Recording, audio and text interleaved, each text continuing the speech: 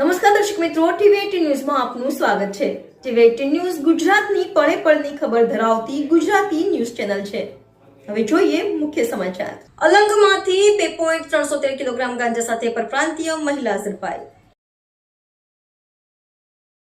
ભાવનગર એસઓજીએ મહિલાને ઝડપી લઈ અલંગ પોલીસ મથકના એનડીપીએસ એક્ટની કલમો હેઠળ ગુનો નોંધ્યો। ઘર ખર્ચ કાઢવા મહિલાએ ગાંજાનું વેચાણ કરવાનું શરૂ કર્યું હતું।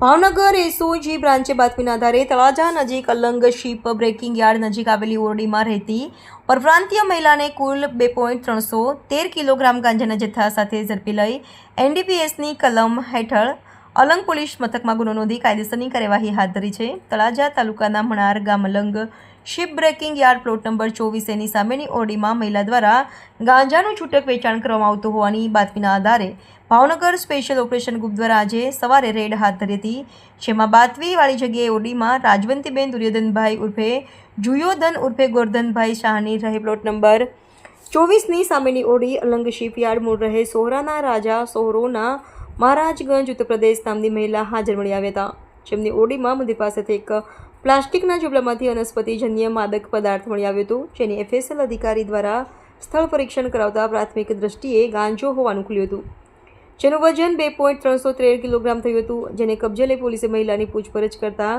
મહિલા છેલ્લા 20 થી 25 વર્ષથી ગુજરાતમાં અલંગ ખાતે રહે છે અને પોતે ઘર ખર્ચ કાઢવા માટે ગાંજો લાવી વેચાણ કરતા હોવાની કબૂલાત આપતા સ્પેશિયલ ઓપરેશન ગ્રુપના સ્ટાફે રાજવંતીબેન દુર્યોધનભાઈ ઉર્ફે જુયોધન ઉર્ફે ગોરધનભાઈ શાહને અટક કરી અલંગ પોલીસ મથકમાં એનડીપીએસની એક્ટ હેઠળ કલમ હેઠળ ગુનો નોંધી આગળની કાયદેસરની કાર્યવાહી હાથ ધરી છે।